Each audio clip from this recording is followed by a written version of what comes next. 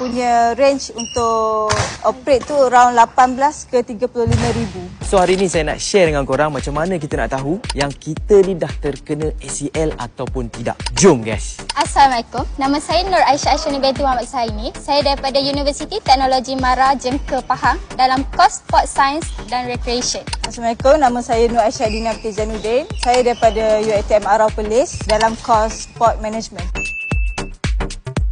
Okey, ACL ialah short form. Nama panjang adalah Anterior Cruciate Ligament, iaitu ligamen utama di dalam lutut yang bersilang dengan PCL, Posterior Cruciate Ligament. ACL berada di antara tulang peha, tulang tibia dan tulang kering kita, tulang femur, di tengah-tengah sini.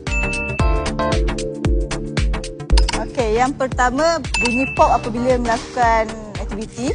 Yang kedua, apabila berlakunya bengkak dalam masa 1 hingga ke 2 jam selepas menjalani aktiviti. Yang ketiga, ketidakstabilan semasa berdiri. Dan yang keempat, tidak boleh berjalan, melompat dan berlari.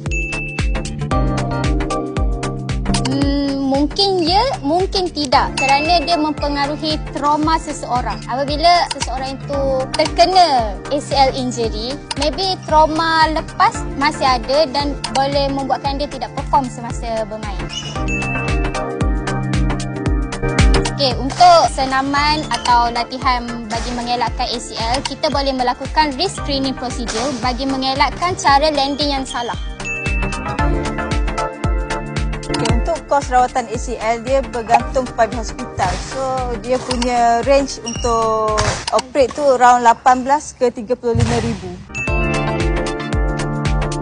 Okay, untuk atlet di luar sana, anda disarankan untuk melakukan warm up terlebih dahulu sebelum membuat apa-apa aktiviti untuk mengelakkan kecederaan yang tak diingini. Sayangilah diri anda. Siapa yang dah pernah kena ACL tu? Share sikit pengalaman korang dekat ruangan komen. Mesti sakit kan?